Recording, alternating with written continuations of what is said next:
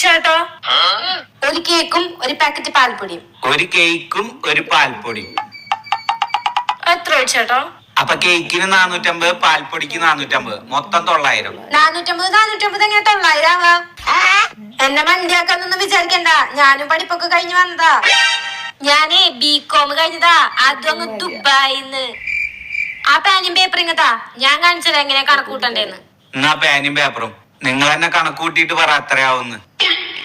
450 + 450 000 5 5 10 4 4 8. ഇതാ നിങ്ങളുടെ കണക്ക്. അപ്പൊ ഞാൻ തരേണ്ടത് 8100. ഇങ്ങനെ വേണം കണക്കൂട്ടാൻ. ഞാൻ പഠിച്ചതേ BCom, അതും അങ്ങ് ദുബായിന്ന്. അയ്യോ തെറ്റുപറ്റി മാഡം, ആ 8100 തന്നോ?